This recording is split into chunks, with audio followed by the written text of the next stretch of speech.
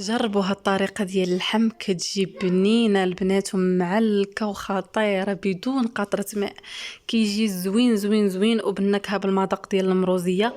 كيجي واعر ما تشبعوش منه. اللحم كيجي طيب فتي زبدة. انا هنا رافقته غير بالعصير وبصلاد ماروكان. كيجي خطير البنات. في الكوكوط غادي ناخذ بصله هكا مشنفه، غادي نحكو الثومه تقريبا واحد 4 ضريسات هكا ديال الثومه، غادي نديرو ربيع معدنوس مقطعين، غنديرو الملح البزار القزبر كارم مطحون، وغادي نزيدو الخرقوم. صافي هادشي اللي كاين. من بعد انا غنزيد العطريه ديال المروزيه كاينه عندي مطحونه، فانا زدت ديك المعالقه. غادي نديرو الزيت وغادي نخلطو كلشي، ما غادي نشرملو ما والو، غادي غير نخلطو داكشي ويدخل كلشي في بعضياتو. غنسدو على الكوكوط ديالنا وغادي نديروها فوق البوطه في الاول على نار شويه تكون مجهده حتى تصفر لينا الكوكوط. عاد نرخفوا البوطه نديروها مهيله. الا كانت الكوكوط ديالكم بحال ديالي اينوكس كتلصق، الا درناها مجهده من الاول فغيمشي لينا كلشي.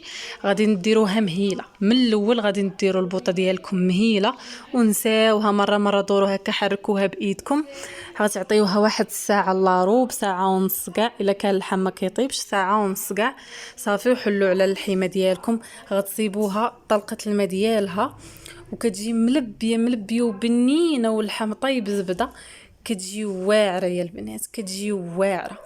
الصراحه بغيت نشاركها معكم. بزاف ديال العيالات كيديروا هاد الطريقه هذه ديال انهم كيطيبوا اللحم بلا ما، ولكن بهاد الاضافه ديال النكهه ديال المروزيه فكتجي زوين. انا ما درت لا زبيب لا حتى شي حاجه، فقط اكتفيت بالنكهه ديال المروزيه وجا اللحم خطير وبصحه.